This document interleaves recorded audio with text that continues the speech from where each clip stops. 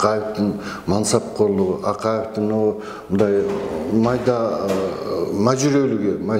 мажүрөлүгү буга немете албайт, жол бербейт. Манастан кийинки Кыргыздын тарыхында кала турган адам болмок. Акаевдин ушундай жетекчилигин уланышы менен бул Кыргызстан жакшылыкка барбайт.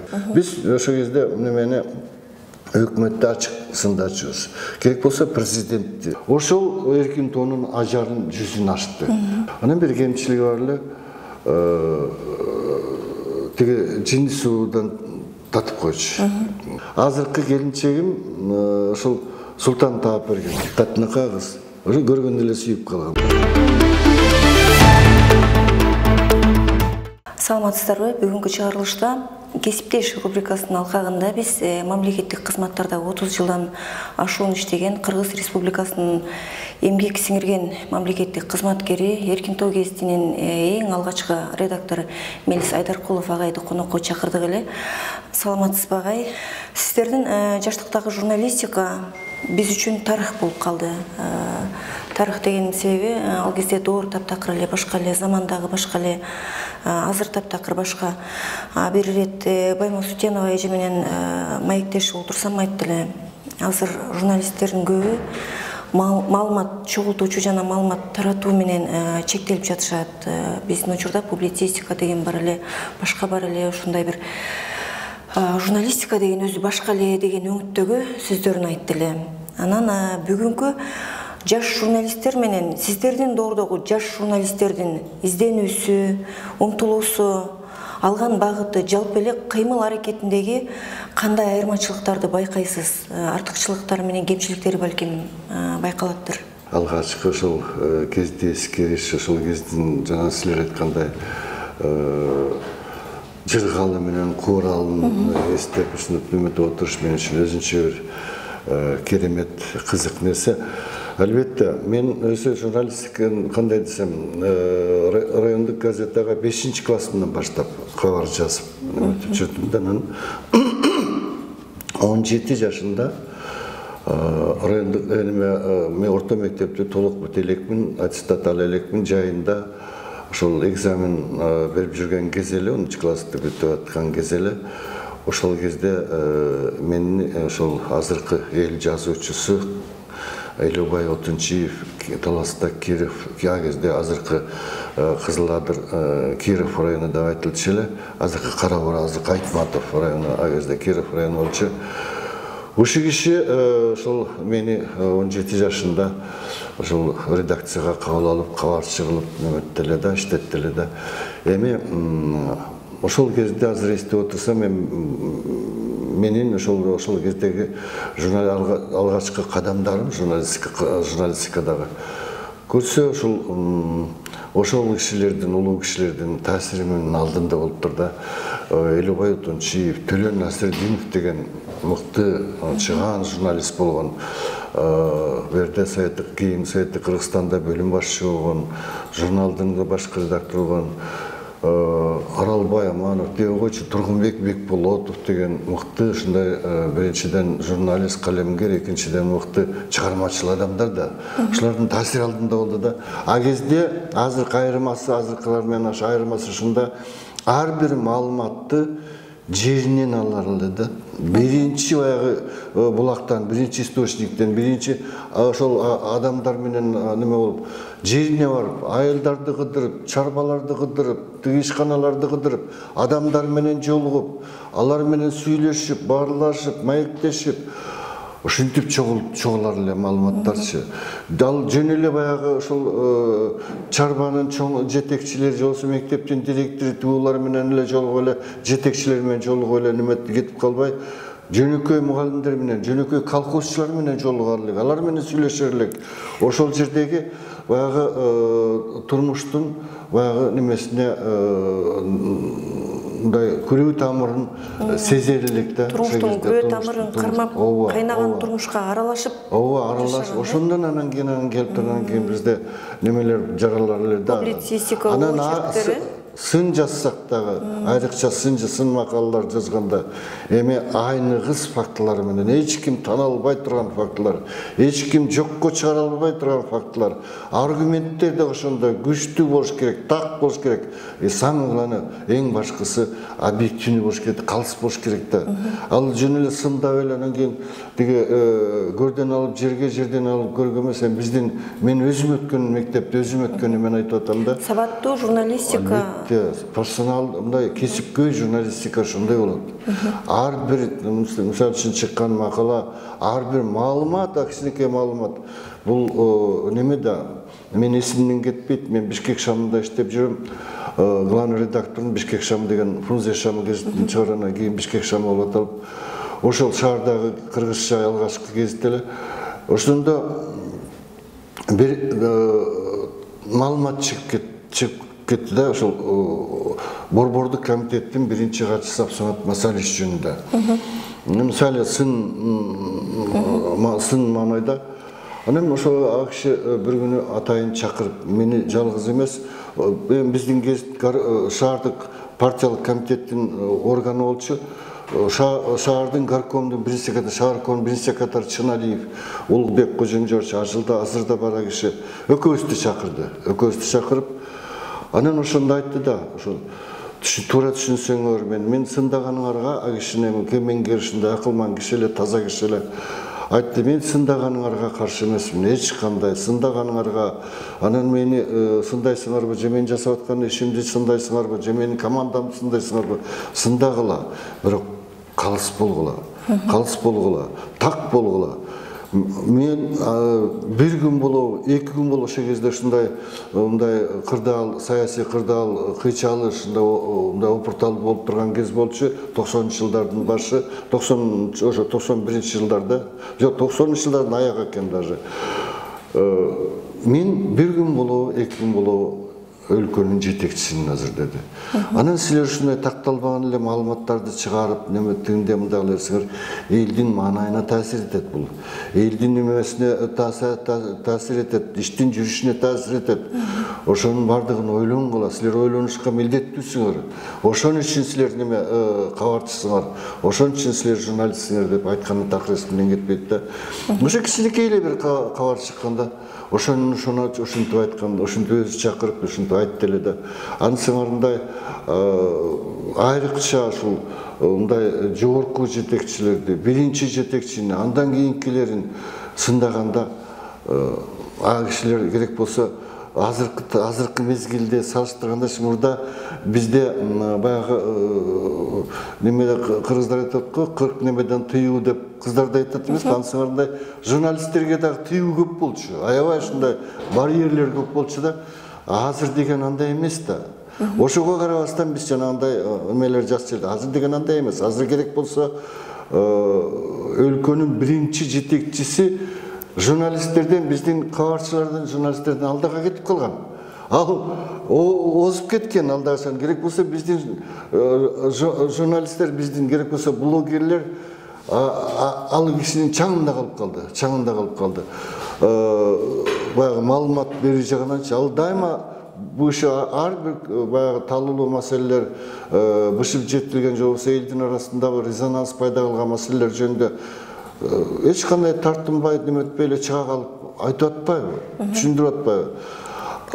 Эч болбосо ошол айткан нерселерди дагы ушундай ошол маалыматтарды дагы туура пайдаланбай кээ бир учурларда мунун бардыгы жанагы кесипкөйлүктүн жоктугуна, жана биз айткан кесипкөйлүктүн.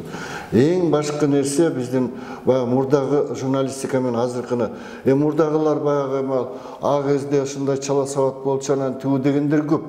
А чындыгында кабарчы катары, мен кабарчылар жөнүндө, журналисттер жөнүндө айтып атам, журналистика жөнүндө айтып атам. Кабарчыларда өзүнө өзү талап күчтүү болчу, жоопкерчилик күчтүү болчу. Анан кийин мындай профессионал кесипкейлик деңгээлин жогорулатсам деген өзүнүн далалат, аракет күчтүү болчу да. Мисалы үчүн мен биринчи командировкам райондук гезитте иштеп баштаганда бир 2 жумадан кийин жиберишти. Кайыңды деген эң алыскы совхозго жиберди да, жайдын күнү болчу, жиберди, автобус менен барып Анан парторг машинесине салып жайлоого кеттик. Мен сени тиги саанчыларга апарам деп. Бардык, алыс экен, бир топ бир жарым күн жол жүрүп жеттик, бардык, барсак, ошо как раз түшкө маал, саан маал экен да, түшкү саан. Анан ал кезде баягы комсомолдук бригадалар ушундай тыгындай деген нерселер көп болчу. Карасам, ак халат кийген, кызыл жанагы жолукчан, касынка деп коебуз го. Чакаларын көтөрүп неме саанды көздөй бараткан кыздар. 17-18 кыз. Анан тегерек теребелтме жап жашыл, эми жайлоо элестетип турасыңар да. Анан жана элестетип көргүлө ак халатчан, кызыл касынка. Кабарчы барарын угушканбы же? Кайдан эми жайлоодо жарым күн айтып атпайм, жарым күн жол жүрөлүк. Алардын ошол турмушу ошондой, иш жасаган иши ошондой. Эми ушунчалык таасир этти да, ушунчалык таасир этти мага. Алар менен сүйлөштүм, алар саатта жатат, уйда саап жатат, мен менен сүйлөшүп да жатат. Ошондой бир, анан ошол жерде түнөп калдык, жайлоодо ошол уй ферманын эмесинде, ошол жеткен жерде жайлоодо палатада, кадимки эле палатка жана чатырдын ичинде түнөп. Анан ошондо биринчи кызгалдактар деген сүрөттөмө жазып келгем немегечи. Ошону Отунчиев ошол агезде уже таанылып калган жазуучу болчу. 3-4 китеби чыккан, уже Кыргызстанда аты чыгып калган киши болчу. Мелис, бул сенин сүрөттөмөңдү окуп атып, мен аябай таасирленип, жакшы жазыптырсың деп. Эми бул сөз мен үчүн бул эми ушундай бакыттын туу чокусу да чоң нерсе да. Мен төбөм көккө жетип, бассам бутум жерге тийбейт, мен ошондо учуп жүрөм да. То есть ушундай бир ар бир немеге өзүбүзгө койгон талап неме. Азыр ошол нерсе жок азыр. Кемип баратат. Жок деп таптакырып чыккан бар. Видео материалдарга көп. Бизде мындай болот да. Билимде эле батыштын немесин баягы стандартын неметип пичкать этип эмгечик болот. Шыкып атат. А чыныгы мындай улуттук журналистиканын жүзү, улуттук бир неменин мындай талаптар, эми кандай болгон күндө дагы журналист деген бул жоокер, чын-чынына келгендечи, кабарчы деген жоокер. Бул улуттун жоокери болуш керек да. Бул жалпы эле жөн эле баягы мындай абстрактный бир немен эмес, бул улуттун, тем более мына жаңыдан эгемендигин алып, өнүгүп өсүп келаткан өлкөнүн, элдин эртеңкиден үмүтү бар, жакшы тилеги бар, жакшы үмүтү бар, элдин, улуттун мындай кызыкчылыгын биринчи орунга коюш керек да. Кандай болгон күндө да сын жазсаң дагы, мактап жазсаң дагы, жөн эле ашыра мактап көбөртүп жабыртып, анан кийин баягы пахта деп коет да, пахта корудукту коюп эле калыс болуш керек да, самала болгондой жазып, немесин так жазып ушуну үйрөнүү, ушул жагынан мурдагы журналистика менен азыркы журналистиканын ортосунда айырма бар. Жогоруда сиз айткан пикирлерди ошол улуу муундагы журналисттерден мен да көп уктум да. Биздин учурда журналисттерде умтулуу башкача эле деген, баягы өзүнүн кесипкөйлүгүн өркүндөтүүгө болгон аракет, өзүнүн баягы жакшы нерселерди алып чыгууга болгон далалаты күчтүү эле дегенди аябай көп уктум. Анан агай Эркин Тоо гезитинин алгачкы редактору болуп турсуз. Андан бери 30 жылдан ашуун убакыт өтүп калыптыр, 91-жылы. 35 жыл болуп барат. Ошол Эркин Тоо гезитине келүүңүздүн тарыхы жөнүндө айтып берсеңиз, анан ошол эле учурда Эркин Тоо гезити жогорку кеңештин гезити болгон экен, бул өзгөчөлүгү эмнеде эле? Ошондо башка гезиттерден кандай өзгөчөлүгү бар? Рахмат, абдан жакшы. Эркин Тоо гезити 91-жылы жогорку кеңештин депутаттарынын мындай тагыраак айтканда ошол кездеги ошол Верховный жогорку совет деп айтылар эле. Ошол жогорку советтин төрагасы, жогорку советтин президиумунун төрагасы деп айтылат эле. Ал кишинин кызматы Шеринкуловдун ушул демилгесиде ушул неменин парламенттин өзүнүн басма сөзү болуш керек. парламенттик гезит болуш керек деген идея болгондо ошол кишилерден. Анан ошол идея улам бышык жетип отургандан кийин ошол июль айынын 91-жылдын эмесинде жазында анан талкуу башталды. Ушуну тегерегенде жогорку кеңеште адегенде аталышы жөнүндө ар кандай сөз болду. Анан эркин тоого токтолду. Эркин тоого токтолгондо менин ушул немем мени кубандырган ушундай аргумент болду да. Буга эч ким каршы ошол кезде азыркы Кыргыз туусу мурдагы ошол эркин тоо андан кийинки Советтик Кыргызстандын башкы редактору Тилектеш Шишинкулов дагы ошо ар бир талкууга катышып турду. А киши аксакал а киши да каршы болгон жок. Мындай деген ой айтылды да. Мурдагы эркин тоо 24-жылы чыккан эркин тоо эми ушундай жаңы заман келип, жаңы турмуш башталып, ушундай жаңы өзгөчө бир мезгилде жаралган дейт да. Ал гезит өзүнүн миссиясын толук аткарды. Агартуучу катарда. Ал кезде бул агартуучулук миссиясы өтө чоң болчу. Пропагандист катарда саясаттагы неме, мисалы үчүн партия ошол кезде большевиктер партиясынын немесин саясатын немеде дагы ал жагынан дагы элге маалымат жеткирүү жагынан дагы өзүнүн миссиясын толук аткарды да. Ушундай миссия менен максат менен жаралып, анан ошол максаттын немесин толугу менен аткарды. Бул гезит элге кызматын жакшы кылды деген ойлор айтылды. Анан эми азыр дагы жаңы заман. Өлкөбүз эгемендигин алып атат, өзүнүн эгемен өлкө болуп, дүйнөгө таанылып атат, өзүнүн желеги, өзүнүн туусу, өзүнүн кийимине. Анан кийин ушундай бүт дүйнөнү ошол кезде жанагы аралча демократиянын аралчасы Кыргызстан деген нерсе ошо таркап бренд боло баштаган кез болчу.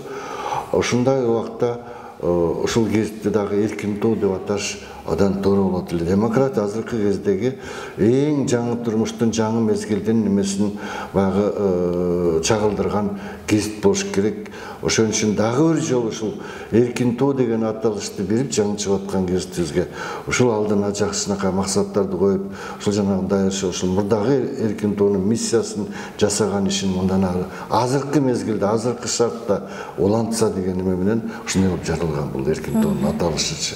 Анан ошентип баягы жогорку кеңештин президиумунда бекитилди. Ал жерде башкы редактордун маселеси баягы гезит орусча, кыргызча эки гезит чыкмак болду. Биринчи эркин тоо, анан свободный город. Редактор маселеси жогорку кеңештин ушул президиумунун өзүндө альтернативдүү негизде талкууланды. Ал жерде бир эле менин кандидатурам жалгыз орусча гезиттин эмеси редактор эле кандидатурасы болгон жок. Башкалардын да ошондой мезгил эле. А кезде 365 депутат эмес беле. Ошондо 9 киши каршы болгон, калгандары за болуп ошондон дайындалганбыз да. Эми ошол кезде кызык окуя бир мисалын эле айтып кетейин. Ошол 94-жылдын немеси күзү мага немеге иш берме кабинетке Абыт Ибраимович депутат, жогорку легендарлуу парламенттин депутаты Абыт Ибраимов, генетик, белгилүү генетик, профессор келип калды. Келчи эмес, такыр келчи эмес, келип калды. Анан мен макала алып келдим эле деди. Мен таң калдым дедим, келчи эмес элеңиз келдиң, келип калыптырсыз десем, макала алып келдим деди. Анан ой, жакшы болот, таштап кеттиңиз десем, жок, сен азыр оку деди, азыр окуп чык деди. Карасам бир 2,5-3 бетке чамалуу ушундай чакан эле макала экен. Ошол жерден отуруп алып, бирден менен окуп чыктым да, шалдайып отуруп калдым. Анан дегиш айтты, чыгара аласың ушуну деди, гезитиңе деди. Мен айттым, чыгарам дедим. Чыгарам десем, а киши таң калды. Чын эле чыгарасың деди. Чыгарам дедим. Сиз деген жогорку кеңештин депутатысыз. Биз болсо жогорку кеңештин эмеси гезитибиз, чыгарышка милдеттүүбүз. Сиз кандай жазсаңыз, ошондой чыгарабыз дедим. Ошондо ошо кишинин макаласында ушул неме бар эле да, өзүнчө ошо бүтүндөй макаланын негизги идеясы ушундай болчу. Аскар Акаев 4 жылдын ичинде бүт ресурстун иштеп бүттү. Өлкөнү дүйнөгө таанытты. Желек кабыл алынды, эгемен өлкө катары, демократиянын аралчасы катары бүт дүйнөгө таанылды. Акаев ушугаске чейин бүт болгон аракетин жүрүшүп Кыргызстанга жакшы кызмат кылды. Эми ушул кезде бу киши тизгинде, эки тизгин бир чылбырды татыктуу бир адамга өткөрүп бериш керек. Ал адам экономиканы билген адам болуш керек, чарбаны билген адам болуш керек. 4 жылдын ичинде Кыргызстандын экономикасы талкаланды, чарбалары талкаланды, баары неметилди. Ушунун баарын калыбына келтирип неметип, мындан ары ушул Союздан калган бүтке немести көрүнгөбүздү мындан ары өнүктүрүп неметип Кыргызстандын экономикасын көтөрүп кете ала турган адам шайланыш керек. Андай адамдар бар деди, тандап неметсе болот. Деп ошентип жазып турган айтат. Ошол тууралуу жазылган, Макаланын негизги идеясы ушунда да. Бирок дейт да аягындачы ай ушул менин күмөнүм бар дейт да жазганда. Акаев андайга бара албайт деп. Акаевди мен билем. Акаевдин мансапкорлугу, Акаевдин мындай майда мажүрөлүгү буга немете албайт, жол бербейт. Бул дагы да болсо туруш, эгерде ушундайында ушундай кетип калып жанагындай татыктуу адамды ордуна калтыра турган болсо, бул Манастан кийинки Кыргыздын тарыхында кала турган адам болмок. Бирок аны жасай албайт деп бүткөндөн эмесиндечи. Дагы да болсо Кыргыз элинин көрөр кыйынчылыктары алдыда. Өлкөнүн баягы турмушундагы эң оор күндөр алдыда. Акаевдин ушундай жетекчилигин уланышы менен бул Кыргызстан жакшылыкка барбайт. Ошондо 90 канчанчы 94-жылы октябрь айында чыккан ушул. Мен ушул санын ала келем деп ошону ойлогон жокмун да сөз болду. Анан гезитке ушул макала чыккандан кийинки реакция кандай болду? Реакция эме айтып отурман, ал кезде мындай тиш салалчу эмес. Звоноктор болду ак үйдөн, айтышты, кейишти, түү болду. Анан мындай ачык чыгып неметкен жок. Анткени ал депутаттын пикири, Окурмандардан дагы реакция байкалды. Окурмандарда абдан колдоолор көп болду. Адам колдоп, телефон чалышып, каттар болду. А кезде кат жазарлы редакцияга элдерчи, каттар келчи. Каттар немесе агымы көбөйдү ошол макаладан кийин. Агай, анда кайрадан эле баягы гезит чыгаруу маселесине келип токтолсок, бүгүнкү күндө эми белгилүү го, гезиттер кандай мындай ыңгайлуу шарттарда чыгып атат дегеним да. Анан сиздердин учурдагы гезит чыгаруунун машакатын мен кээде угуп калам да. Бизде баягы эски журналист эжелер, агалар айтып калышат, ошо биз гезит чыгарган учурда мурда такыр шарт башкача эле деп, мисалы типографиянын капкара краскалары колубузга жугуп дейт, жеңибизге мындай жеңчелерди кийип алып иштейт элек. Ал кездеги гезит чыгаруунун бир романтикасы ошондой эле да. Эми элестетип көрүңүз, баягы эртең менен гезиттин жаңы саны ал кезде баягы жумасына 5 жолу чыкчу эле Бишкек шам мисалы үчүн. Эртең менен алсаң жаңы санын аласың да, анан красканын жыты келип турат. Анан ошол гезитти алып баягы редакцияда иштегендер билет. Ошонун артында канча түйшүк, канча эмгек жаткан, канча силер айткандай машакат жатканынчы. Жана сиз айткандай коргошунга терилчү. Ар бир ошол жанагы неме сабы тиге строк деп койсуз, да коет журналист, биздин журналисттер, гезитчилер. Ошол ар бир неме коргошунга терилет. Аны немеге адегенде журналисттер кол менен жазат. Аны эми телевидениеде иштегенге караганда гезитте иштеген түйшүгү бир топ болчу да, аябай эле түйшүктүү болчу. Ал кол жазманы машинкага, машбюро деп коелук, машинскаларга берет.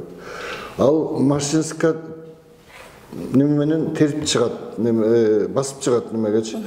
Анан аны бөлүм башчы окуйт, анан редактордун орун басары окуйт, анан редактор окуйт. Андан кейін барып анан кейін анан немеге кетет, терүүгө кетет. Баягы планга киргизип, жоопту катчыга барат. Жоопту катчы да топтолот да, негизги акыркы точкасы жоопту катчы.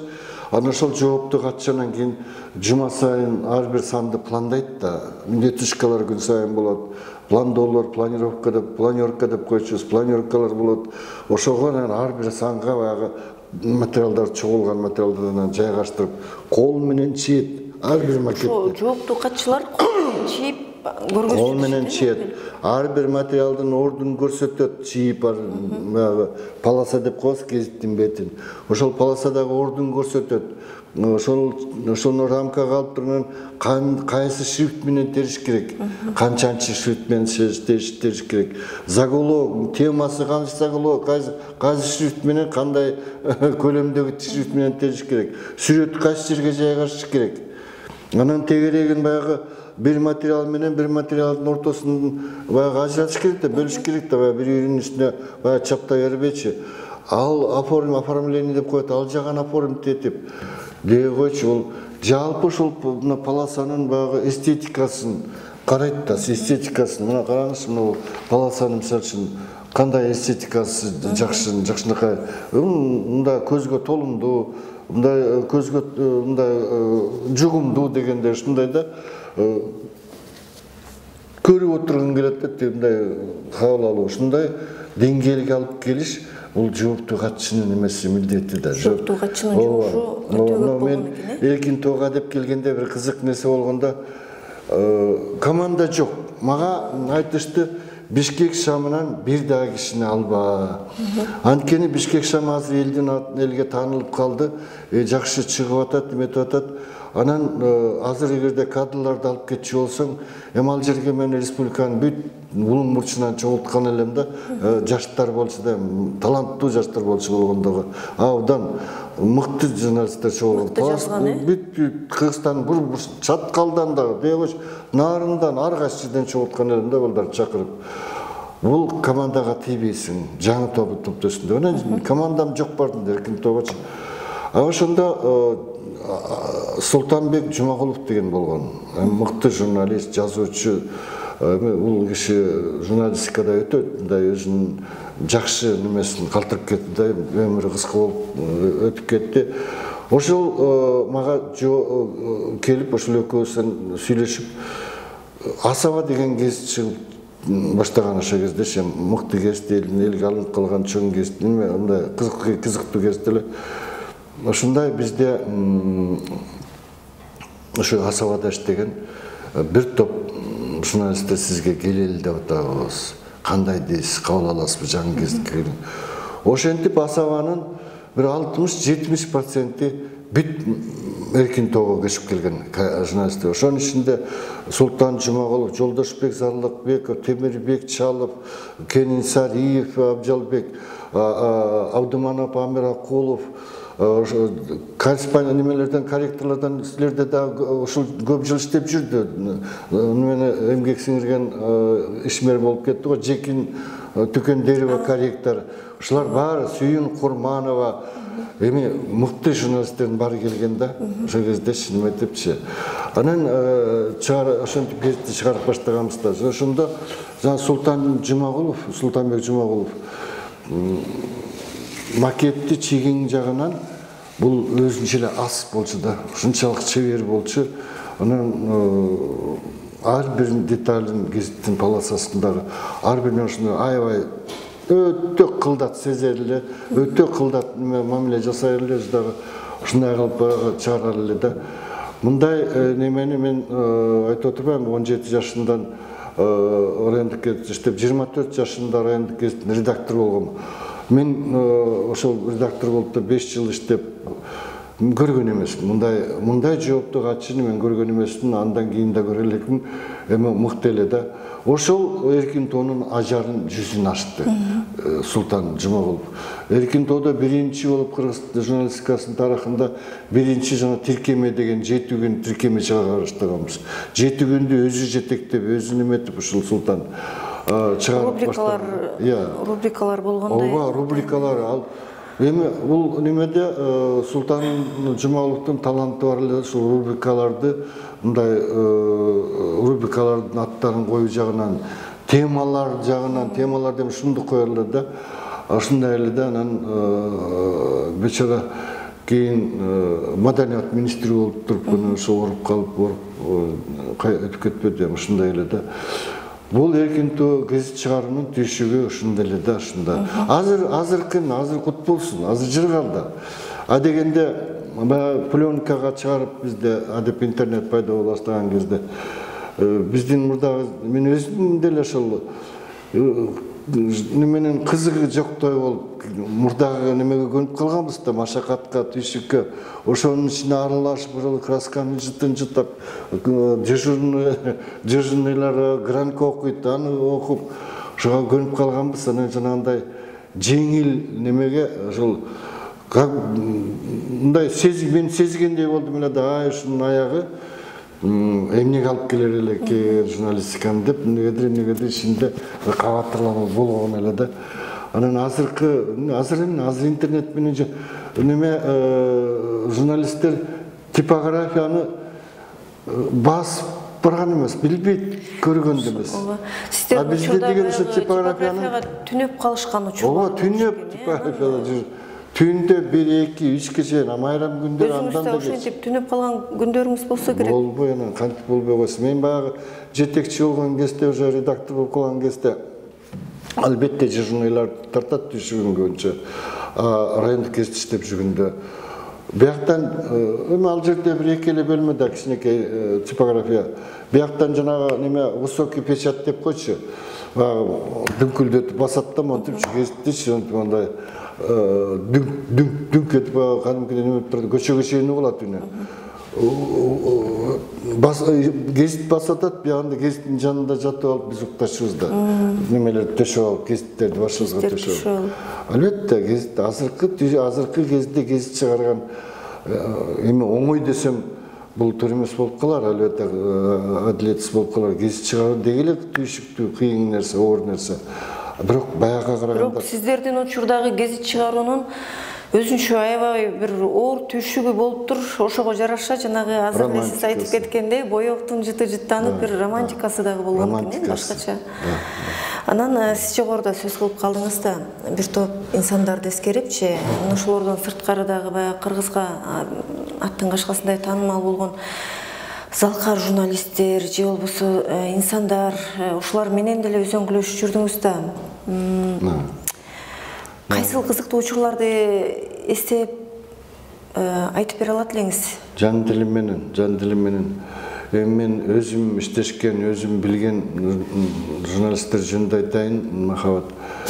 Мен абдан бактылуу мындай эсептейм өзүмдүчү. Эми чын-чынына келгенде кыргыз журналистикасынын чыныгы мындай кашкөйлөрү, чыныгы жылдыздары, чыныгы немелери, каармандары менен иштештим да. Эсенбай Калдаров деген бар эле. Эми бул киши басып жүргөн өзүнчө энциклопедия болчу.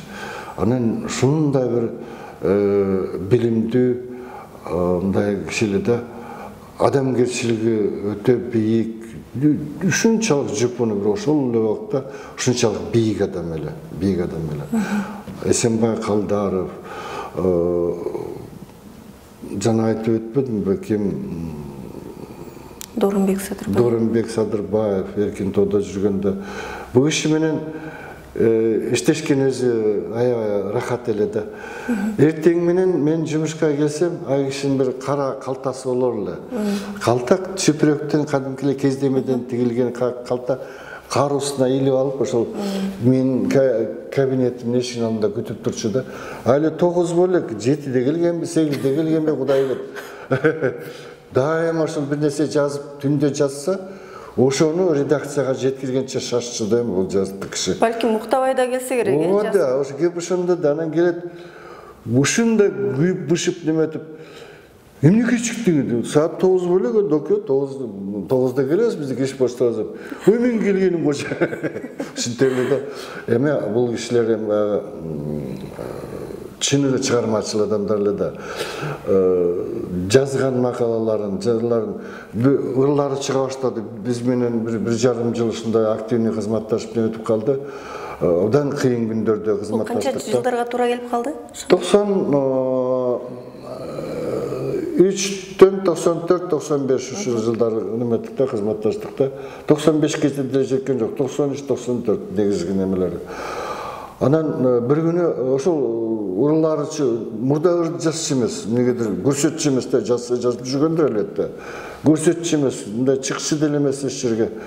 Ошол эркин тоого келгенден бул киши ырларды шундук жаза баштады. Ырлар болгондо да өтө күчтүү ырлар жазып баштады. Публицистикасы Чечняга, Грузияга, Казакстанга, Динмухамед Конаев деген Казакстан жетекчиси, мурдагы жетекчиси, ал кишиге жолугуп пенсияда жүргөн кезде, Чечняда согуш болсо ал жакка барып, Грузияда баягы Гамсахурдиянын заманында опурталдуу заман ал жакка барып, дегөчү ушу жан тынч эмес да, ушу барып биз Докеңдин ошол немеге Чечняга, чечендерге барып келген боюнча бир атайын бир тиркеме чыгардык. Ошо эркин тоодочу өзүнчө тиркеме чыгарып, өзүнчө элге саттык да, неметип элге неметип. Мындай ысык пирожкиниге де талайт го эл. Ошондой талады да, партизандын переходдордо, Сумда, ушундай жерлерге апарып, эл көп жүргөн жер, базарларга апарып неметесиз. Талап кетти да, талап кетти. Шунчалык окушар эле да. Сиздер редакция катары кишинин жазгандарын бир аз редакциялачу белеңиздер же? Эми мындай да, анча-мынча болчу албетте макалалар сүйлөшүшүбүз. Бирок бир тамгасын оңдосок дагы автор менен сүйлөшүү, маданият. Бул мен өзүмдүн кызматкерлериме да айтчумун. Оңдойсуңарбы? Сүйлөшкүлө, түшүндүргүлө, айткыла. Айрыкча жанагындай белгилүү адамдардын макалаларын Доронбек Садырбаевдин bir жолу bir ырындагы бир жерин бир сөзүн оңдоп койгон экен, мен аны көрбөдү, байкабай да калып турмун.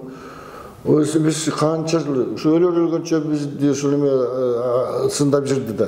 Ушинтип алмаштырып коюп, анан мынтип тегинтип деп ушундай да абдан болезненный кабыл алып да ушуларчы.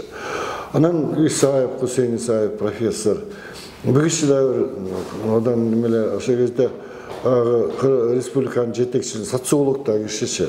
Кыргызстандагы эң неме таанылган белгилүү социолог. Изилдөөлөрдү жүргүзөт, жетекчилердин, биздин республикадагы жетекчилердин саясий рейтингин неметкенчи өлчөгөн. Ошол Акаевди дайыма эле 4-чү же 5-чи изилдөө боюнча биринчи орунга тиги кимдер чыгып кетет, ар кандай адамдар. Акаев ылдый жакта болуп калат. Анан ошону изилдөөлөрдүн жыйынтыгын чыгарабыз кетчи. Анан ак үйдө кыйсы пыртыш эле жатып калышат. Акаев 4-чү 5-чи орунда жүрсө, конечно, албетте нааразы болушат да. Ал звонок кечке чейин ушул 2 күн 3 күн звонок, улам бирөө чалат, баягы түс качырып түс немете албайт да, айтып отурбайм, кандай немете алышыбыз керек болсо, мен ошол кезде КДКны, ошол эркин тоонун башкы редактору болуп туруп, КДКнын эң активдүү мындай КДКны колдогондордун немесинде болуп жүрдүм да 93-94 жылдарычы. Мындай ачык катылалчы эмес да эч жактачы. Бирок жанагындай чыгып алып, телефон менен анан өйдөтөмө немелерди көп айтты. Баягы борбордук комитеттин убагында, партиянын убагында коверго чакырган, токтоду, андай болбой калды. Бирок нааразычылыктар болуп турчу эле да. Анан биздин тарых боюнча Тынчтык Пекчори деген макалаларды биздин гезитте Баймабай жарыялап баштады. Куяс Молдокасым, Табыл Дегенбердиев көбүнчө республика гезитине чыгышы макалалары. Бирок биздеги Сырымат Табылдын макалаларын дегөчү ошол кездеги мыкты журналисттердин өзүнчө Эсенбай Нурушев, Эсекемден көп нерсени, Эсенбай Нуруштан көп нерсени үйрөндүк. Бул киши биз үчүн идеал болчу адам. Мен өзүм мисалы үчүн өтө терең сыйлаган, өтө терең урматтаган киши. Чыныгы накта кесипке калемгер адамда, журналист катары. Мен мисалы үчүн эң биринчи, номер биринчи журналист ким десе, Эсенбай Нурушевди айтар элем да. Бүгүнкү күндө дагы, Бүгүнкү күндө дагы аналитик да. Бизде мисалы үчүн азыркы кезде кыргыз журналистикасында жанрдын жанрдык мындай разнообразие деп коебуз го, жок да. Жок бизде биринчи немелерди жазып атабыз, супсак бир немелердичи. Киши бул стилист Эсенбай Нурушев. Жанрларды жазгандарын карасаңыз, эсселерди жазат. Бул чыныгы башкы мен журналистикага кирип неметип ошол ушундан чыккан адам да, ушундан өскөн адам. Агай, негизи адам баласынын мындай бир учурлары болот да. Өткөн кеткенине саресеп салып олтуруп, жашта болобу, карыда болобу, барында эле болот. Анан өткөн бир күндөрүңдү эстеп, бир ушундай бир күлүп, бир ыраазы болуп, жылмайган учурларың келет го. Көбүнчө ошол жумуштагы бир учурларды эстеп, кесиптештер менен болгон бир сөйкөмдүү, бир жакшы, бир мындай кокустуктарды эстеп, бир өзүнчө жылмайып, бир бактылуу болгон учурлар болот го. Ошондой учурлардан эстеп айта кетпейсизби биринекин? Сизде да болобу ушундай учурлар? Бир олтуруп эстеп, бир жылмайып бактылуу болгон. Редакциянын немеси, табияты ушундай экен да. Райондук гезит болобу, облустук гезит болобу, республикалык гезит болобу, редакциянын турмушу өзүнчө да кызыктуу, аябайчы. Ал жерде көп кызыктуу окуялар болот, аябай эле кызыктуу окуялар болот. Мисалы үчүн мен Эркин тоодогу неметкенде айтып отурбаймынбы, Асабанын жанагындай мыкты жигиттери, кыздары келди да бизгечи, демегечи көчүп тобу менен келип иштеп калышты. Ошолордун ичинде Жолдошбек Зарлыкбеков бар эле. Ырматтылык жазса ушунчалык тили таттуу, макала жазабы, же чыгарма жазабы, эми ушундай тили таттуу, ушундай неме эркин жаза эле, жакшы окулган, эркин жазылган нерсе окулганда да эркин окулат, кабыл алынганда эркин, жакшы кабыл алынат. Ошондой эле да. Анан мен ушундай рахаттанып неметелем да, ал неменен Жолдошбектин неме жазгандарын, Зарлыкбектин. Анан бир кемчилиги бар эле, тиги жин суудан татып койчу. Тез көбүрөөк бололу да, ушундай. Анан жумалап, 2-3 күндөп жумалап жумушка келбей калат. Анан немеден бошотуп таштайм, кызматтанчы. Анан 2-3 күн өткөндөн бир жумадан пайда болуп калат. Коридордо пайда болуп калат. Даже сурабайм, келдиңби деп да айтпайм, туулайм, кайра келем да кайра приказ чыгарып туруп, кайра жумушка калып койм. Өзү билбей деле калат. Өзү билбей деле калат. Анан барып бул бухгалтерия барат экен, ишке келбеген эмелерден айлыгынан азыраак болуп, айлык азыраак болуп калат да. Бухгалтерия менен ызышып эметачы, мен немем айлыгы мынча да, анан сүйлөнбөгөн минтигер. Анан ала бухгалтер мага келет. Буга мен орус айыл эле айтып түшүндүрө албай койдум. Баа жумушка келбей калган күндөрүндө жумуштан бошотуп таштаган. Аны мага айткан эмес. Аны деген жумуштан бошотса мага айтыш керек болчу. Мен кол коюшум керек болчу. Приказды бериш керек болчу мага. Ал незаконный. Анан мен айтчым, туура айтып атат, незаконный. Бирок анын жумушка келбей койгону деле незаконный. Эгерде баарын законный кыла турган болсок, баарын тиге оформить этип неметсек, анда ошо эле тереңдеп кетет. Андан көрөсө Жолдошбектин өзүнчө ызылдатпай койчу. Канча жетпей калды. 100 сом, 200 сом, 300 сом ушундай болуп калат да. Мен эле берейинчи, кой, унчукпай. Жанымдан берип жүрдүм да. Өзүңүз жумуштан кетиресиз, кайра приказ чыгарып. Өз менен немесин жетпей калган акчасын төлөп, кызыгышында немелер эле да, чыгармачыл ушундай неме жигит эле да. Анан ырматтылык Жана бир редакциянын бир тентеги бар болсо керек да. Оода, бир тентеги болот, сөзсүз болот, болбой койбойт. Ошону мен көп эстейм, Жолдошбекти көп эстейм. Айрыкча бир немеде интернет. Кандай болгон күндө да абдан жылуу маанайда эсиңизде калган экен, Жолдошбек агай. Оода, Жолдошбекти мен дайыма ошол неме менен эстейм. Анан кимди ушул Султанды көп эстейм. Султандын да кызык окуялары бар. Азыркы келинчегим ошол Султан Таапберген. Бир күнү звонить этет. Байке жакшы неме таптым, выпускающий таптым. Бул мен келинчегим ошол типографияда неме болуп иштейт экен, ошол жерде тамга терген эмесиндечи, кол менен терчи да кезде. Машинистка. Жок, тиги неме менен кол менен терип немелерден а кезде жана айтып отурам, краска менен чыганды да. Кол күчү менен жасалчу. Оода, кол менен терип ар бир тамганы жайгаштырышынчы да. Ошол кыз кетип атыптыр бул жерден бошонуп. Эми бул дегенде типографиянын ошол немесин жакшы билет, гезиттин немесин, тамгалардын немесин билет. Ошо кызды выпускающий кылып алалы деп. Ой болуптур, алалы. Сен иштешесиң мен, сен сага жакса болду. Анан жибер мага. Дедим, ошол күнү түштө жамгыр жаап аткан, ошо неме жаздын күнү болчу. Анан кирип келди бир жаш кыз, татынакай кыз. Ошо көргөндө эле сүйүп калгам. Ошол азыр келинчегиңиз жок беле, ал кезде үйлөнгөн эмес белеңиз? Жок, келинчегим бар болчу. Үйлөнүп болчумун, үйлөнүп болчумун. Анан сүйүп эмне кылбайт, барың кылат экен да. Бардыгына ошол жаңы турмуш болуп, ушул азыр 3 балалуу болуп, небере чөбөрөлүү болуп калдык. 35 жылга баратат, 35 жыл болуп калдык айрысы. Чоң жашап атканыбызга. Ошол Султан Таапберген ошол кызык окуя неметкенде атпайсыңбы? Бул менин тагдырыма, бир турмушума өзүн таасир эткен ушул окуя ошол. Канча убакыт аралыгында сиздер табышып үйлөнүп калдыңыздар, анан ал ошол сулуу кыз менен кантип биз сага сүйүүңүздү билдирип, анан канча мезгилден кийин үйлөнүп калдыңыз?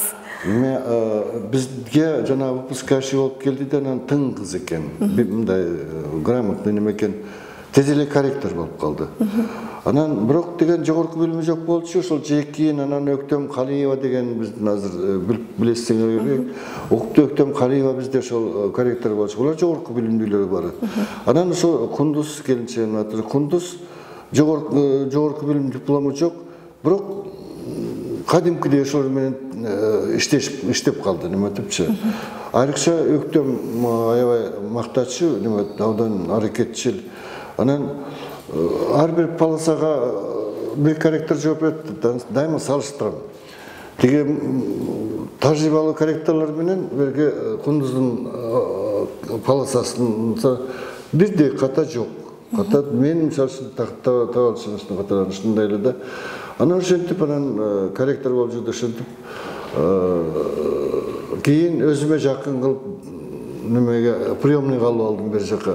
Эми сүйдүк да, ошо сүйдүн нерсеси жакын болуп кетти, кийин тааныштык, болдук. Бир жылга жетпеген, бир жылга жеткен жок. Таанышкандан кийин үйлөндүк да. Бир жылга жеткен жок, ошо үйлөнүп. Эки келинчегиңиз менен тең эле жашайсыз да? Жок. Ошо ажырашып, ошондо ажырашып кадимкидей эле мыйзамдаштырып неметкенбиз. Агай, сиз ошол Эркин Тоо гезитинин эң алгачкы редактору экенсиз. Анан Эркин Тоо гезитин түптөөчү, коомго алып чыгуучу адамдардын эң башкы сап башында турган жаратуучу катары дагы айтсак болот. Бүгүнкү күндө биз Эркин Тоо гезитинде өзүбүз иштеп атабыз. Ошол эле учурда, ошол алгачкы редактору катары сиз менен жүз көрүш болдуруу бизге дагы ушунчалык бир жылуу маанайды, бир башкача бир жүрөккө жакын маанайды тартуулап турат да. Муну ошол сыяктуу эле ошол Эркин Тоо гезитинин алгачкы редактору катары ар бир редактордун келип кеткен редактордун тушунда ар бир жылда ошол 91-жылы чыкса, мына бүгүнкү күнгө чейин сиздин көз алдыңызда турат болуш керек деген ойдобуз да. Ушул Эркин Тоо гезитинин иш процесси деп коелу, көз алдыңызда турат болуш керек. Бүгүнкү күндө эмнени байкайсыз? Ошол Эркин Тоо гезитинде иш кандай жүрүп жатат, кандай нерселерди байкап атасыз? Сын пикириңиз болсо, аны укканга да макулбуз. Анан жакшы сөзүңүз болсо аны дагы чоң кубаныч менен угат элек. Мен жакында эле неме маалымат алдым, ушул өкмөттүн токтому чыгып, кайрадан каттоодон өтүп, эркин тоо баягы мамлекеттик расмий гезит катары немесин дагы бир жолу бекемдептир да. Мен бул нерсени одан кубаттайт элем. Анткени ар бир гезиттин, айрыкча мамлекеттик басылманын ушундай токтомдор менен анын өнүп өсүп өнүгүшүнө мындай шарт түзүлөт да, сөзсүз түрдө шарт түзүлөт. Тем более ар бир редактордун келиши бул немеге гезитке бул жаңы этап өнүгүүдөгү. Өзүнчө бир жаңылык менен келет. Жаңы этап, жаңы бир башталыш, жаңы жөрөлгөлөр. Анысыңарындай Жазгүл Жусуповна Карбозова карындашыбыздын келгенине жарым жылдан ашып калды, жарым жылдан ашып калды редактор болуп келгенине. Мен байкап жүрөм, көрүп атам, гезит өзүнүн деңгээлин, өзүнүн немесин, бул эркин тоонун башынан келаткан бир эң сонун немеси бар да, орду бар да, мындай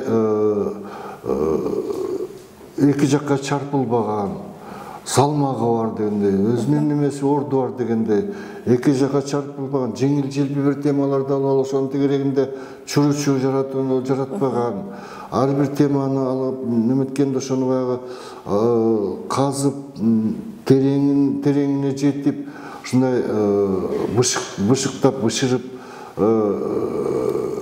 чыгарат да. Ушул мага ушуну биздин мезгилде айтпай эле коеюн, менден кийинки редакторлорду айтам, ар бир ушул жагынан эркин тоонун немесин салмагын арттырды, асты кемиткен жок да. Айрыкча ушул кийинки убактарда ушул Жазгүлдүн Карбозованын редактор болуп келгенден берки гезиттин мындай оформлениясында бул эми баягы тажрыйбалуу редактор катары бул биринчи эле көзгө түшкөн нерсе оформлениясы да. Татынакай Жазгүл өзү сулуу кыз, гезитти да сулуу кылып жакшынакай алып неме чыгарып атат да. Бул дагы эстетика, бул дагы керек, биздин кесипте керектүү нерсе. Анан гезитке жарыяланган макалалар, өзү салмагы, өзүнүн немеси жагынан дагы кызык темалар пайда болду. Анан мени айрыкча ушул неметкени, ушул көңүлүмдү бурганы эркин тоонун мына азыркы замандын немесине жараша, талабына жараша интернет айдыңында активдеше баштаган да. Бул мындан биз кете албайбыз. Бул глобалдык масштабтагы маселе нерсе. Ушул эркин тоонун керек болсо мындан аркы жашап кетиш үчүн дагы эркин тоон мындан ары өсүп өнүгүш үчүн дагы бул платформа, мисалы үчүн интернет айдыңындагы жасалып аткан иш адан туура да, адан жакшы. Интернетте азыр элдин мындайча 99% дейин десем мындай туура эмес болот. 100% элдин баары эле азыр телефон аркылуу, башка немелер аркылуу интернетте отурбайбы, социалдык блог немелерди, тармактарда отурбайбы. Ошол жактарга чыгып, ошол интернет аркылуу, социалдык тармактар аркылуу кызыктуу ал жерде деген конкуренция аябай күчтүү. Ошол эгерде интернетте мисалы үчүн жакшы кызыктуу материалдар чыкпаса, аны баягы окурман өзүнө тартыш кыйын да. Мага ошол силердин жанагы баракчаңардагы, YouTube'дагы баракчаңарда ошол мурда сал солгунураак тартып кеткенсип калды эле. Азыр ошону мындай жандандырып, ошол жагынан иштеп атасыңар. Мына азыркы кесиптеш рубрикасын ашып аткандагы силердин далалатыңар да ошол жактан, ошол кызыктуураак мындай контент, азыр контент деп коебадык мазмунду.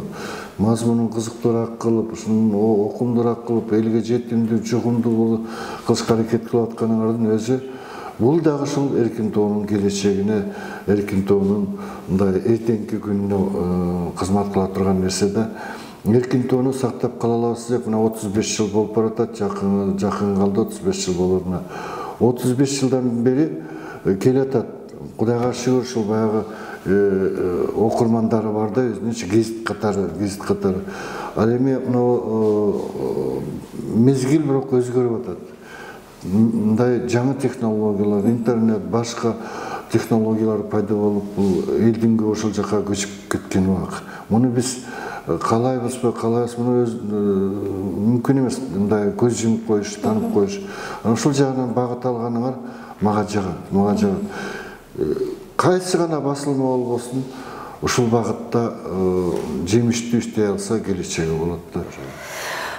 Агай, бизде ошол кесиптеш рубрикасынын өзүнүн салтында келген коногубуз кийинки эстафетаны кимдир бирөөгө тапшырып кетиш керек да. Баягы сиздин өзүңүздүн купулуңузга толгон, көңүлгө толгон кайсыл журналистиканын корифейине тапшырып кете алат элеңиз? Биринчиден, Махабат, мындай да, бул силердин эркин тоонун алдында ушундай бир идея көтөрүп, ошонан ушундай рубрика ачып, ушуну чыгарып атканыңар бул жакшы нерсе. Биз жана сөз кылып атып, кесипкерлик жөнүндө, башка жөнүндө. Bunun azırkı jurnalistlerin köpçülüğü yaşlar murdagı muğundar menen bunday baylanışı üzülüp kalgan da bunday baylanış yok. Birinciden ошондой азыркы журналисттер, мисалы үчүн жаштар, ошол эле блогерлер дагы ошол биздин мурдагы журналисттердин менен баягы таанышып дегендей, кандай иштеген, кандай шартта иштеген, турмушу кандай болгон, эмне кандай переживаниялар болгон, жана сөз болуп атпы, аларды билип, анан жанагындай тажрыйба алып дегендей, өзүн такшалтып, неметкен журналистика менен, журналистиканын дүйнөсү, журналистиканын ааламы деген эмне экен бир маалымат алыш үчүн бул нерсе чоң нерсе да. Мен ошол жаштарга, айрыкча азыркы журналисттерге ошол одан пайдасы тийип турган, мисалы үчүн бул адам катары мен Эсенбай Нурушевду сунуш кылардым да. А кишинин казынасы өтө бай, чеберчилиги өтө бийик. Ушундай адамда а кишини эгерде сүйлөтүп, мындай ички дүйнөсүн ача алсаңар, бул чоң иш кылган болор элек. Чоң иш болот. Рахмат агай, ошол сунуш кылган инсандарды биздин да көңүлүбүзгө абдан жакты. Кудай буйруса, кесиптеш рубрикасына эмки жолку ушу сиздин сунушуңуз менен Эсенбай Нурушев агайды чакыралы. Бүгүн келип, ошо чын дилден төгүлүп, абдан бир жакшы, маанилүү, кызыктуу маек куруп бергендигиңиз үчүн сизге чын жүрөктөн ыраазычылык билдиребиз. Рахмат. Саламатта барыңыз.